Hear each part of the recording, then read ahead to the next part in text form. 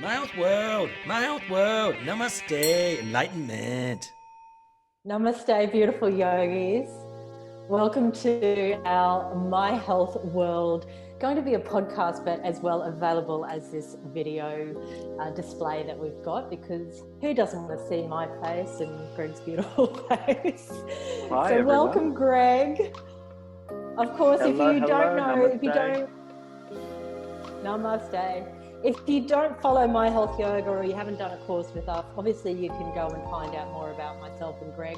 We're not going to waste your precious time telling you how wonderful we are and all about great training. But needless to say, we believe in ourselves and feel that particularly at this time with what's happening in the world, it's a good time to speak up, use our throat chakra, use our voice, and talk about what's currently happening. We definitely want to speak today about our multi-dimensional selves, because so many people are getting trapped in this three-dimensional reality, which can be a very dense vibration, and it can lead to a lot of anxiety and depression. We know with people in lockdown at the moment, unfortunately, there's a lot more incidents of suicide, domestic violence. So we're going to raise the consciousness back up. Yes, we're part of the three-dimensional template, but we're so much more than that. And we have to remember as humans just how powerful we are, and to bring the power into ourselves and not to give our power away. And I know, Greg, we've been talking so much about this privately. Every day we chat, so we thought, well, let's start to go public with some of the downloads that we're getting. Absolutely. You hit the nail on the head. I just keep hearing these words, anxiety and depression, more and more and more. And although this is something that's been building, I think for those of us who work in the healing capacity or work in healthcare, it's been building for perhaps decades. At the moment, it just seems to be getting more and more and more common for people to either be diagnosed or just to feel as if their mental capacity is being challenged. And when we're talking from the scientific paradigm, when we're talking from the world of Western medicine, it's very easy to fall into the trap of something is wrong and something needs to be fixed, rather than looking at who we really were designed to be and whether or not who we were designed to be is in alignment with what we're being told we should be doing, if that makes sense. So it's almost like we can now look at mental health as a friction. And if something feels off within our mental sphere, which, as we know, as light workers or healers or teachers or yoga teachers, the mental energy is exactly the same as the emotional energy, physical mental energy, spiritual energy. If something's off, this might just signify, and most likely does signify, a friction with what's going on in the world around you. So it's more beneficial to look at that friction and examine how you're interpreting all of the messaging and all of the downloads, and whether or not you're actually in alignment with your multidimensional self, rather than fall into the trap of just saying something is wrong and I need to be fixed. Yeah, I can't agree with that more. And in fact, you and I have always taught that if someone comes to us through one of our courses, or for you in your clinic as an acupuncturist, or for me, when I'm doing counseling through my psychology, if someone comes to us with a quote unquote issue or a problem, we'll actually reframe it and say, let's get excited about this. Let's get excited. That's where the growth is. Yeah. And people can sort of go, okay, you're crazy, but I want what you've got, so I'm willing to listen. Yep. And why we're excited is because it's a springboard for growth. It's that opportunity to recalibrate, to go deeper within, to clear out what's no longer serving our higher good, and then to rise to a whole new level of consciousness. So macrocosmically, what's happening in the world at large is we've got one hell of a doozy of a shit fight on our hands. Excuse my language. I'm probably going to swear through this podcast. No, that's exactly right. I'm just having some water. And it's not that we shouldn't feel depressed or shouldn't feel anxious, because they're just part of our human emotions, and emotions are emotions, energy, emotion. Let's move it through.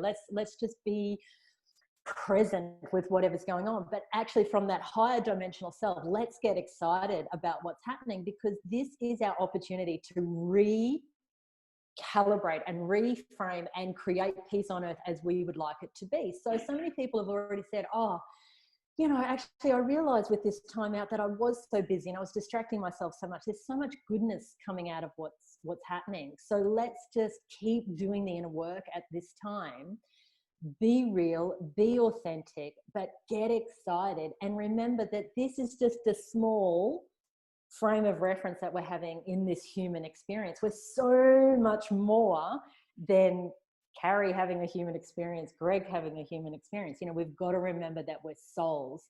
And I think today, more than anything, I want to get the point across to anyone who's listening that we are so powerful. We have literally forgotten how powerful we are. That's exactly and if right. we do affirmations, visualize with our third eye technology, if we anchor the light every single day, we literally, people just at home, in their bedrooms, in their kitchen, sitting on the dunny, it doesn't need to be anywhere fancy. You can literally create heaven on earth. I'm not joking when I say that. That's exactly right. That's exactly right. That's exactly right. There's always been one of my issues with Western medicine. Now, I also have issues with Eastern medicine, so I'm not one way or the other. I also don't really use the term holistic medicine. For me, let's just put it out there, medicine is almost redundant these days because medicine is designed to treat something that's wrong. I think with this new paradigm, we're actually going to shift completely out of that. That comes really from a place of, I'm scared of dying. I'm trying to stay alive as long as I can. And it's almost that, what's the word? Like ancient, medieval, it goes back thousands of years, probably millions of years, to the place where we were worried about our population. We were worried about our race not being able to stay on the planet like any species. So we were like, cool, we have to actually make sure that we can survive long enough that we can reproduce and populate. Now, I'm not saying, okay, cool, let's just scratch all medicine and we'll just die as soon as, you know, we start to feel a bit sick. It's not about that. But whether medicine needs to be the absolute be-all and end-all and the most amazing advancement in science anymore, we'll see what happens in this new paradigm. One of the issues I have with the Western medicine world is the fact that it thrives on a diagnosis and it thrives on keeping people stuck in a state of fear, in a state of panic, and dependency as well. That's one of my main problems with it. Whereas if you look at Eastern medicine, it's quite different. There's very rarely, it's not fear-based medicine. It's actually based on love, based on giving, based on creating peace, living in a state of harmony with your environment, internal and external. And I think the issue is that more and more people have been waking up to this type of medicine or this type of living. More and more people around the world are looking to do the more holistic or alternative, again, I don't use those words, but styles of medicine and lifestyle and treatment. But that comes to a point, that comes to a place where there has to be friction, because although it would be beautiful if these two worlds could work together, when you've got a style of living that's based on love and peace and trust, and when you've got a style of living that's based on fear and making money, then they're not going to be able to work together for too long. It's just like any relationship. So I think we've been living in a little bit of a fairy tale land, thinking that, oh, you know, we've got this amazing Western medicine and Eastern medicine can work alongside and you can pick and choose. I think we're getting to the stage where people are just going to have to stand up and say, yeah, no, we're choosing not to listen to those rules anymore. Yeah, and we can see the division playing out very strongly on social media and, you know, anywhere really. Well, social media at the moment, because everyone's in lockdown. We're not in the traditional market square having a dialogue, are we, at the moment? But you can see that it's playing out. And it really, I agree with you. It's actually, in the past, I was more like, you know, let's just honor everyone's truth. And it's not that I don't believe that. I just feel there's a conviction coming through me at the moment where it's about, no, we need to rise up as a human / starseed race and say, enough is enough. You are not going to siphon my energy off. You're not going to siphon my wealth off. You are not going to siphon my DNA off. You know, we're talking about the constructs of, whether you want to call it Illuminati or whatever title you give that, but we're basically talking about the 1% of the very wealthy who are controlling everything.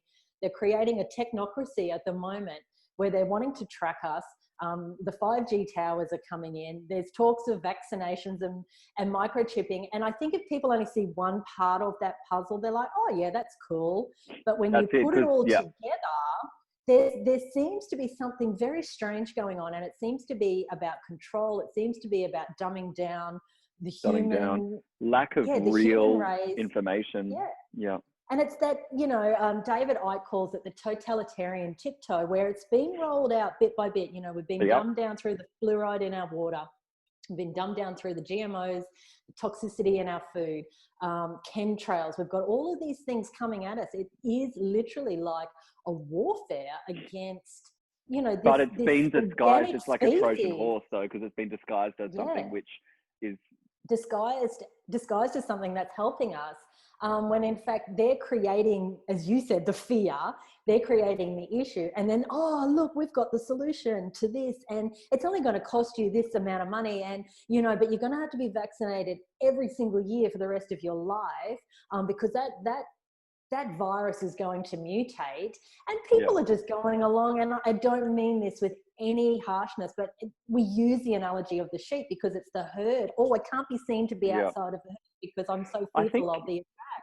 I think you hit the nail on the head before when you said we all have our truth and we have to respect people's truths. But this is the problem. In the paradigm prior to the fake virus, or whatever we want to call it, prior to 2020, so the world waking up to what's going on, getting that clear vision in 2020.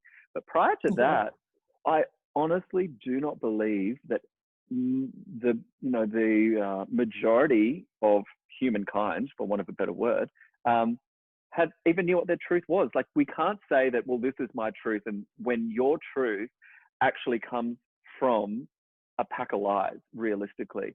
And for those of us who grew up in the West with TV and media, basically everything that we think is real comes from a rule that we have been taught was real. And that one of the best movies that I've seen, one of the best documentaries, it's an old school one, What the Bleep Do We Know? And it discusses quantum physics and interviews of a few physicians about this. Even the rules of physics, which we come to rely upon, that this water is wet, that if I drop my phone, it's going to fall down. Even basic rules like that, we can start to twist those in physics and say, well, that if we get everything back to an atomic level, is that actually what's happening? So realistically, a lot of people's fear, a lot of people's arguments, and every single opinion that we make comes from this paradigm of rules that's been created in order to push us one way or push us another. And there is no way that at the moment, the paradigm, which is currently collapsing, but the paradigm that we're operating under has been built primarily for financial gain and for egotistical power trips. That's just the reality of it. So no one can contest that reality. No, what you you're can't saying contest that. actually is truth. So for those who want to believe that we're being looked after for benevolent reasons, I mean, again, that is their truth. And people are entitled to believe whatever they want, but you can't contest the fact that there is a small minority of very wealthy. If they truly cared, they'd give up their squillions of dollars to feed starving people in underdeveloped countries, but they're not. No. So, and, that's our view. The fact that when you look at, there's so much amazing information out there, but it's really, really hard to get because all of the information sources and all of the portals which we've been forced to become addicted to are so heavily influenced. YouTube is heavily influenced. Facebook is, of course, heavily influenced. All social media, everything is so heavily influenced at the moment. And if we continue down the road of fear, it will get to the stage that even things like text messages and emails, which already in China are already being influenced, and possibly more than we know, we're being influenced as well. Or I should say, checked or monitored. But there will be words that will flash up in emails, and then we'll say, no, we're not, there's going to be so much communication control. And when that style of, I've seen a bunch of movies about this. There's some incredible science fiction movies about this where you think, oh, that'll never happen. But as you said, it's that bit by bit where it happens with the Trojan horse. It's always coming through saying, oh, don't listen to them because that's wrong. And they don't. As soon as someone says, yeah, but I'm worried about me and my family, then you flipped out of that love state and you're back into fear, saying me, me, me. At the end of the day, if you look at the fundamental problem with our planet at the moment, there is only one problem, and that is overpopulation. It's the only problem. Aside from that, everything else can kind of take care of itself. So there's that huge irony or hypocrisy that at the moment, the number one problem that we're facing is overpopulation and lack of resources to support the population. Yet at the same time, the modus operandi or the the portals that they're using are so tightly based on the paradigm that they've set up. It's really quite mind-blowing. It's about going, everything that we argue, like as soon as you trigger into defensive mode, and I admit that earlier in this year, it was easy, and you know this because you saw a couple of my posts, it was so easy for me to fall into that trap of being defensive or being angry and being argumentative and just going, why aren't you listening to the social distancing? Why aren't you listening to this? Why? And then I thought about it from a spiritual point of view and realized that, and this is what you and I have chatted about so much over the last couple of months, that anything that we express comes up as we're standing up for what we have been told is the right thing to do. But you don't really need to listen to someone's language. So if you're looking at a post, or if you're listening to someone, or if you're reading something, the best way to interpret, like if I could give someone listening to this advice, the best way to interpret or to understand if it's blue pill or red pill, which we'll chat about later, or at another podcast, is just to listen to the vibration of it. Are they coming from fear? And fear can be disguised as anger, frustration, anything which is created from friction is fear. If they're coming from peace and love and understanding, now that can get tricky though, because that's where we go, ooh, they're really good at covering things in glitter and making it look like a beautiful package of love, saying, well, if you know, this will actually help you live longer, and this will actually promote your health, or this will fix the problem, you know. And even the word vaccine itself, I mean, I haven't researched into it, I probably could look into it, but where does that word even come from? When, you know, when our adaptive immune has always been so well able to fight off bacteria and viruses and infections that come through. Now, of course, 100%.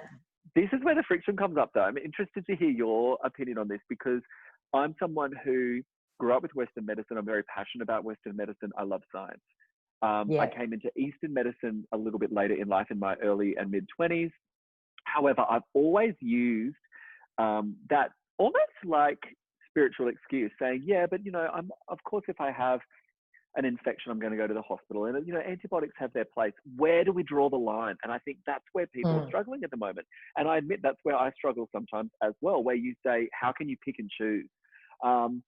Is there a point which you say, yes, I will take what they're telling me up to this point?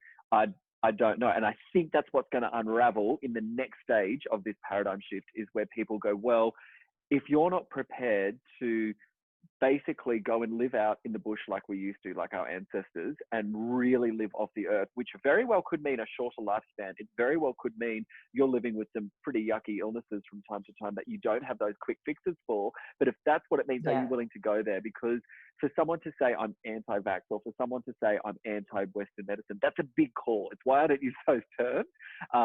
Maybe a bit. Yeah, it's a tricky one. How can you pick and choose what's right and what's wrong? But I guess the point is, we've got to analyze the information that's coming through, because at the moment, everything that we're arguing and everything that we're saying, you know, this is what our truth is it really your truth, or is it something that comes from the paradigm that you've been raised in? That's right. It's, you know, I've got so many things I want to say, you know, agreeing with you along the way. First of all, you know, television program, we are literally programmed to believe certain ideologies. And if you're not doing some kind, this is where we come in with our business, if you're not doing some kind of meditation, yoga practice, inward practice, even if it's just having a cup of tea and, you know, gazing into nature, whatever it is for you, you're not able to then find your own truth, and you're not a critical thinker, we might call it. You don't have your own discernment. We talk a lot about chakras, you know, we talk a lot about this third eye technology. This pineal gland literally is your gateway into higher consciousness, into downloading what is truth for you. So really, there's no right or wrong. If you choose Western medicine and that came from a higher place of knowing, then that is right for you. If your feeling is absolutely not with the vaccinations, it doesn't matter what someone says to you, that, oh, well, therefore you really want to kill me. That's what you're saying. No, that's not what I'm saying. I am a sovereign That's the being difficult thing. that chooses not to, you know, and we talk about what's in just some of these vaccines. We're talking about formaldehyde, we're talking about mercury, we're talking about aborted fetal tissue. We're talking about things that it's not rocket science to work out. No, we don't want to inject that. And as a side note, on a personal level, I found out just recently, and it came first of all through a download, and I told you this privately, that I had asthma as a baby, and still to this day sometimes take Ventolin. And I had a download that asthma wasn't just natural, it came from a vaccination. So I had a chat to mum about it, and she could trace it back, and she said yes. And she said, I don't know why I haven't recalled this. She said, but literally the night that you had your that vaccine as a baby, I don't know what the vaccination was for, she said you developed asthma. Now this asthma nearly killed me several times through my childhood. And but they were ready with drugs to treat it. That's the thing. They had the solution. You know, we ended up going to specialists and all sorts of things. And, you know, it was very intense for the whole family. But, you know, on that question is, do we need to take, you know, pharmaceutical drugs? I have literally chosen not to take my Ventolin. Now it's coming into cold weather when my lungs can flare up. And there's been so many times I automatically just want to reach for it and have a puff just to, release the lungs. And I'm just consciously choosing not to. And you know what? My body is just healing itself every step of the way. Now, that doesn't mean I won't take my Ventolin again. And that doesn't mean I'm saying if you've got a child with chronic asthma, of course, they need to take Ventolin. It's not right, it's not wrong. I'm just talking on a side note about my personal experience. But also to what you said, you know, where is the line? Well, there is no line. As long as we're doing the internal practices to connect to our own highest truth, then we are the sovereign beings. We haven't given our light, we haven't given our power away to someone else. And I feel that's what's important. I feel that's what you and I, why we want to do these chats, is to remind everyone of how powerful they are. Do the very small rituals every day. Doesn't need to take up an hour of your day, even can be just 5 minutes of meditation. Connect back to truth, connect back to self. Remember, you are a soul having a physical experience. You don't have to buy into all of these sciences and all of these formulas and all of these theories outside of yourself. So if you want to be that person, I know you're probably bursting to say so much. Yeah, no, it's so challenging because at the moment, the paradigm which we've been, and when I use the word paradigm, if you're not familiar with it, we've done a couple of posts on it on our My Health Yoga page, but paradigm essentially means almost like a period of time or a umbrella term for the, let's just say, the situation or the rules. It's kind of like saying summer is a paradigm. So you would expect it to be hot. You'd expect people to be going outside. You'd expect them to be using their pool. It's a system of rules which we take as truths that we operate under. So the paradigm of science, which those of us who are alive today, we've all been raised under the paradigm of science. One of the go-tos that we quickly jump at is, yes, but the research says, where is the research? Where is the research? And I've been guilty of this. I do like research. I find it very useful. But again, research is pointless if you are not able to firstly read it. And I can tell you right now that there is a lot of research that gets floated around saying research this. And if you understand how research should be conducted, a lot of it is not being conducted accurately. But not only that, look at who is paying for the research and look at why they want the research to be taken. Yeah, because they create a hypothesis that they then prove that's true. So and if it's patented, they can make money off it. Yep, that's exactly right. That's exactly right. So it's a challenging thing to say, well, I just want it to be research proven. The research says this, the research says that. We've really got to shift out of that mindset. Whilst I'm not saying we need to stop doing research, at the moment, it's really easy for us just to go, well, the numbers say this, the numbers say that, but where are we getting our numbers from? Where are we getting this information from? Again, it's all part of the funnel, the television programs, the social media, the this, the that, the this, the that, and everything is being contrived so much. But again, the doctors who are really the technocrats who are siphoning off not only your money, but this is the totalitarian tiptoe. They're now wanting to siphon off literally our human energy, our DNA. This is what's coming in with these microchips and vaccinations and 5G. And it's, it's unbelievable. Those who are awake, it's scary. That doesn't, and we need to be scared because we need to be motivated then into action. That's why we say, get excited about this. As much as you're scared and fearful and you're like, what, WTF? Motivate yourself into action. Take action. If everyone does, my partner Chris always says this, is everyone just does one small thing every single day, just something small, something small, something small, something small. That adds up. And if collective is doing something small, you're seeing, to use your word, you're seeing paradigm shifts in this Of course, exponential way. because the ants all work together. Yeah. And it's the uprising of the humans right now needs to happen. I want to go on about, and I want to talk about something I want to talk about something that you said about death, and expand on that, because why are we so fearful of death? And this is where spiritual awakening comes in, because once we go on a path of spirituality, even in, we do a lot of yoga courses, we do other courses as well, but within yoga, we talk about the end of a class, every class, shavasana, corpse pose is what it translates as. And it's meant to be training you to understand that death is a beautiful meditation that you simply just don't come out of. We've got our point of awareness in this human journey, but we're just shifting that point of awareness to somewhere else. We're not dying per se. Our energy is eternal.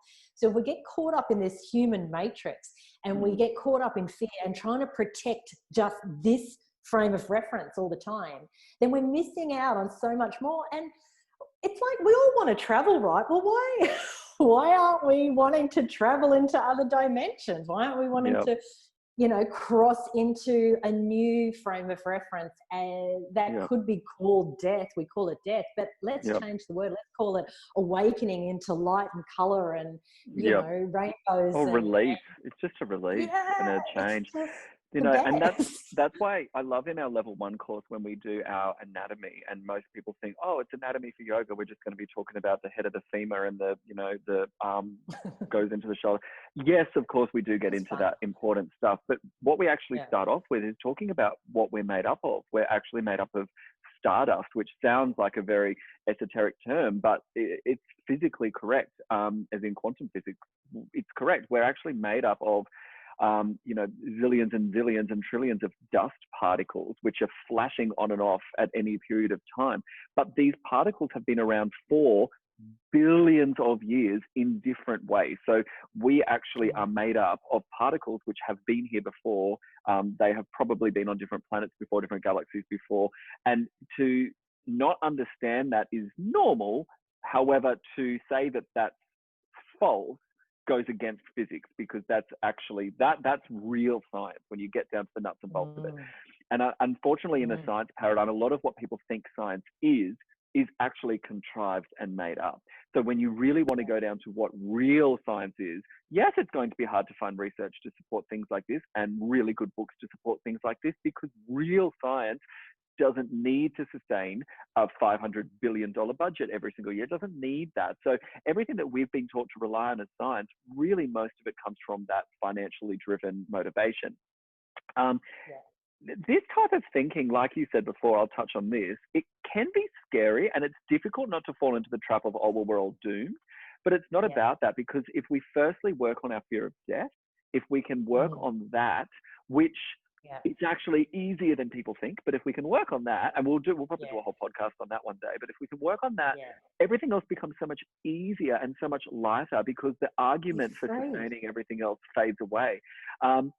I don't think it will come to the point in the near future where we are worried about the human race being extinct. However, if that was to happen, would that be the end of the universe? Would that be the worst thing that's ever happened in the history of time? That's something which you need to answer for yourself. So when we're talking about meditations at My Health, it's time to switch it up a little bit. As much as we love doing our guided meditations that we just try to, make peace with the day that we've had, we, as anyone who's been drawn into a My Health course or this podcast or goes to a My Health class or training, whatever, it's time to shift it up a little bit and go a little bit deeper. You just need to go that little bit deeper so that we as a community, as a global community, can activate that next level paradigm. And one of the biggest steps is releasing that fear of death. And from then on, it's quite beautiful and light. Yeah. It can get so much easier. You have so much freedom. We, compassion for everyone, including myself, you, because we're all going through a lot of cognitive dissonance at the moment. We're like, is this really happening? It's very surreal. But let's remember that we came to this earth for a specific purpose. And I'm probably more talking to the Starseeds and the Lightworkers. And if someone's sort of been on the fence thinking, am I a crystal child? Am I an indigo child? Am I a rainbow child? Did I come for a higher purpose? Guess what? Yes, you absolutely did. Don't think you're going crazy. I've had so many people emailing me at the moment going, am I going crazy? No. And I said to a lady you're the other probably day who waking rang up. me, I said, well, yeah, if you're crazy, we're all crazy. So that's okay, because then we can all be crazy together. But again, I'm joking. I joke even a lot. even these You're even not these crazy. terms that we but even awakening. these terms that we throw around, so much of our language comes from this scientific paradigm. You know, are you crazy? Are you bipolar? Do you have anxiety? Do you have depression? And we spend conspiracy so much time theorists. Conspiracy theorists and anti-vaxxers and all of these useless words, whereas realistically, what does that even mean if you do have depression or do have anxiety? And that's one of the first things I talk to students and trainees and patients about, is actually saying, okay, well, let's forget about the word anxiety. At the moment, are you worried about the future? Cool, let's address those concerns and bring yourself back to the present moment. Are you unmotivated? Cool, are your daily activities aligned with what your inner passions are? So if not, therefore, then you will feel unmotivated and depressed. But again, when you're operating under that old scientific paradigm, if there's something wrong with me, I need to get a diagnosis, I need to take something to feel better. And all of that is driven by us being scared of dying and them wanting to make more money. That's the only thing that's driven by, realistically. The sad thing is, we've just got to get out of the neural loops that we're running on ourselves. And the way to do that is move your body, do some asana, do some yoga postures, do some breath work, do some meditation, go for a walk in nature, get your shoes off, earth yourself down, you know, chat to little the higher checklist. power. That's what I keep telling people. Cuddle your dog. I've said it or to, your cat. I've said it to, gosh, everyone in my life at the moment, heaps of people at the clinic. But at the moment, the number one thing I'm recommending people to do is create a daily checklist, which that's quite yang in nature. It's a little bit of it's not like, you and I probably wouldn't need that because we do check in every morning, we meditate, and we've got quite a strong framework. But even we have days where we have to remind ourselves, oh, well, are we doing this? Are we doing this? But if you are struggling at the moment, create a checklist of rituals which for you help you to feel more full of prana and more aligned. So for example, that could be making sure that every day you put your phone down for at least an hour. Make sure every day that you do at least a 5-minute meditation. Make sure every day that you're drinking your hot water and lemon first thing in the morning for your digestive system. So whatever it is for you, have it printed out and laminated, and every single day just tick it off, because at the moment when we're going through this period of friction and period of change, it's going to be easy to feel like things are out of your control and that you're being controlled as well. So even just having those simple, easy daily rituals, you'll be able to access better downloads, more clear information. You'll feel better within yourself if you're at least doing those small daily things that keep you on track. Yeah. Oh my God. It makes, and it's not that you're trying to be a little do-gooder or anything like that. You love, when you love yourself, you do it. It's like you do it for your dog or your cat. I mean, we're dog people, so I reference dogs a lot. You do it for however you do it for your child, you do it for your partner. Do it for your mother, do it for your child, do it for, exactly. So put yourself in the mix. One of the things which I always remind myself is one of my beliefs is the majority of people who enter the field of medicine, so that's our GPs and our specialists and our doctors, the vast majority of them, and I know quite a few, do so with the best intentions, the absolute best intentions. As yet, I don't believe that there is a, almost like when we become teenagers, we say, oh, all we want to do is hurt people and kill people off and make them suffer, so I'm going to become a doctor and ruin their lives. So we do have to remember that they are people too, and they're doing the best that they can do under the paradigm which they've been guided under, which is an illusion. I do also think that it becomes almost an elusive seniority, financial motivation when we're younger. I bought into it when I was younger and I wanted to be a doctor because you think, well, that's the height that's really up here in terms of our population and who we look up to. We've been told that they get the most money, so therefore they're to be respected. They save lives, so therefore they're to be respected. They do surgery, they hand out pharmaceuticals, that, you know, they're in the white coats. It's that white coat mentality of saying, well, that's as high as you could possibly get as someone living in a developed nation, is to become one of these gurus. But the difficulty little is, demigods running around the planet. that's it. But I know plenty of amazing people that work in the Western medicine field. However, the issue is that once you fall into that line of study, it becomes really, really challenging to hold on to your values and hold on to your own beliefs, because you're then operating under a very tightly controlled network. And we'll chat more about that later. But it's important to remember that my belief is that they're not necessarily out to get us. A lot of people believe that their truth is this paradigm. So they believe that they're acting in their best interest by standing up for science and standing up for medicine and saying, no, you should be doing this and you should be doing that. So we don't necessarily need to become defensive. They're trying to help. We don't need to go on the attack. We don't need to say, you know, fuck that, you're shoving your vaccines down my throat, I'm not going to. No, we don't need to get defensive. Again, if that triggers something in us, that's actually within us. But at the same time, if we do our own inner work, then we will know who we are and where we are, and we won't necessarily need to through the rest of the the rest of the exactly. We mean that with love. Yeah, we've all been there. We've all been barring. We've all been there. Yeah, 100%. And I feel you're right. These people, you know, definitely are trying to help. Perhaps if they had a little bit of awakening that the 1% who are controlling everything, the parent corporations, that they're not actually benevolent. You know, they don't actually have our best interests at heart. I think if that seed started to flower, then maybe they'd change their tune. Yeah, we're seeing a lot of awakening. We're definitely seeing that at the moment. Let's talk about what you said about, you know, being stardust, because it's funny you say that, because just yesterday I was like, you know, I used to be so ambitious when I was younger, and now with everything, I'm having a really big spiritual upgrade at the moment with the, you know, Corona situation. Well, Corona, it's crown, of course, I'm upgrading to my crown chakra. That's how I choose to see it. And I'm like, the ambition's dropping away. That doesn't mean I'm not going to keep doing my work or serving in the way that, you know, I feel is right.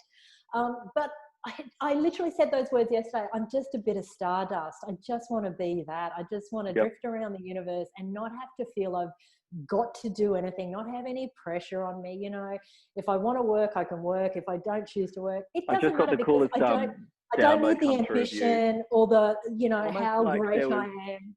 It's almost like there was the younger you, and this was me, and this is so many of us. And if you imagine a ladder up against a cliff, it's almost like an Indiana Jones movie, and there's Indiana Jones and he's trying to get up this ladder, and there's crocodiles underneath him, or alligators snapping at him, and he keeps sliding off, and there's someone at the top trying to grab him. He's like, I just got to get up this ladder. That's that ambition, and it comes from basically thinking that in order to achieve happiness, we have to keep getting up a run on the ladder. And then I think, okay, cool. If we can settle into our spiritual energy, it's beam me up, Scotty. You literally just stand there and go, or Mr. Squiggle, as you and I joke about, you know. I'm ascending. Don't pull me back down. As soon as you're in that way of, oh gosh, this is a really tough slog. It's a tough slog to get there. You know, it took me so long, but eventually the hustle, you know, and we're not into that term, but we get that really not into it in a different way, and it works for them. If you're in that manner of, I've got to work so hard because I've got to be able to get this car and make this much money and buy these houses, or I've got to get my abs, or I've got to lose weight, anything that feels like it goes against you, and you basically want to let go of the ladder and go with gravity, because the crocodiles are probably just trying to give you some massage. Like, they're just going to, you know, or if they eat you, cool, just lie there and be sweet. It's funny you say crocodile, because where I live on Magnetic Island, we literally have our own local crocodile. And I've been fearful of this crocodile for so long. I mean, I've only lived here a year, but, you know, I've visited my mum who lives here for, you know, the past 10 years or so. And I've been so fearful of the crocodile, but this whole upgrade, I'm suddenly not fearful of the crocodile. No. I see it as beautiful underworld energy that can support us, protect us, you know, can help us to energetically, chomp away, eat away at the darker energy. So it's interesting you say crocodile. But anyway, we won't trip out on But that's it. on It's the whole, on my we healing don't and need to downloads. tap into that. Look, if within you, if your values align with entering that medical world in order to help people, that is beautiful. If your values align with becoming a school teacher and spending time with kids, that is beautiful. But it's got to come from doing inner work and working out where you would best flourish, rather than from that ambition of saying, I will be happy when, I will be happy when, I will be happy when, because that's right. Really, it's we're now seeing a shift out of that paradigm, and it's been proven that only forces us to feel, anxious and depressed and unfulfilled at the end of the day. Really, so heavy. But the opposite of that is our light self. And I think we'll probably start to wrap it up today, because we could talk for hours, and we'll do more chats. But let's talk about what you said about being Stardust and about being that light being, and because we started at the top of this chat about remembering who we are, our powerful multi-dimensional self. So we're going to have a meditation over at our myhealthyoga.tv, which is our online classes, guided meditations, Dharma talks, all sorts of fun things. And we're going to do a starseed meditation. So for those people who need help remembering who they are, and we'll just drop some little keywords right now, which might help you, which could be, are you from Orion? Are you from Sirius? Are you from Pleiades? Are you from Andromeda? That's where Greg and I are from, if anyone wants to know. Me too there. Yeah. Are you... Fun place to travel to. Indigo child. Do you have an indigo child? Do you have a crystal child? Are you a crystal child? Rainbow children are the new wave coming through. The rainbow children coming through, unlike some of us, like for me, I've had many incarnation past lives, like I'm very tired soul.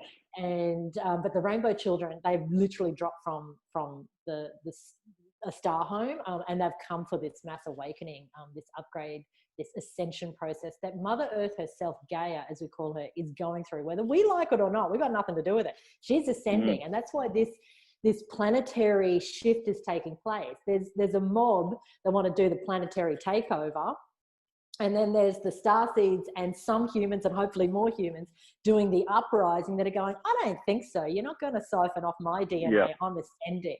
So you're seeing this critical mass level being reached where people are just going, I'll do what it takes. So we're going to support that. There's going to be that meditation over at myhealthyoga.tv to help you to remember your star home. If you don't believe in such things, no problem at all. Just remember you have your own internal power. So there's one thing that I'll touch on just quickly before we wrap up is, if anything we've said today triggers a reaction in you, that friction probably means it's an area where you need to look inward toward. Anytime that I feel defensive, or that I feel like I need to speak up and say that's wrong, that's actually where I've done the most learning, professionally, personally, relationships, friendships.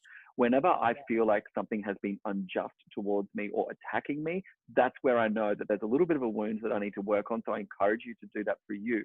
I'll also say that this is something which Carrie Ann and myself have been chatting about over the last couple of months, but both of us have been in the spiritual realm for at least 20 years, 30 years in this kind of human life that we're in. So for us, we're quite comfortable talking about it, but it can be really challenging using words that sound foreign, that sound strange, and that sound silly. So if for you, you're having difficulty using some of the words that we're using, feel free to substitute them for words that fit a little bit better in your current paradigm. So if we're talking about starseed energy and you think that's a little bit too weirdo, wacko, and that, whatever, that's fine. You could use, my molecular structure, or my atoms, or my little ball of protons and electrons, whatever it is that fits within the paradigm that you operate under, it's your truth. Even if it's only a little step back into the path that we're talking about, that's better than nothing. So try not to create triggers and resistance based on the words that we're using, because words really are quite redundant in this new wave of thinking as well. Think much more about the vibration of what we're talking about rather than the actual English that we're using. Yeah, I love that, Greg. Trust your vibration, trust your feelings all the time. Return the power to yourself. Much more to come. So thank you so much for sticking with us, for those of you who've made it through to the end. Hopefully you've been inspired by some of the chats that we've had. This is going to be a regular thing now, so you've got much more to listen to. As always, we welcome feedback. So we're going to be posting the video and audio separately, so you can listen to the podcast, you can watch it online, you can always email us or comment if there's something that you want answered, and we are here to help you. I think Carrie-Anne will agree with me when we say that the majority of our learning has actually come from our interactions with our trainees, with our followers, with our students, with our patients, with everyone that we work with. That's how we actually learn. So for us, being able to help others is almost another way for us to get even more learning out of it. Yeah. Well, love you all. Thanks for listening today, guys. Love you too. Thanks, guys. Bye. Bye.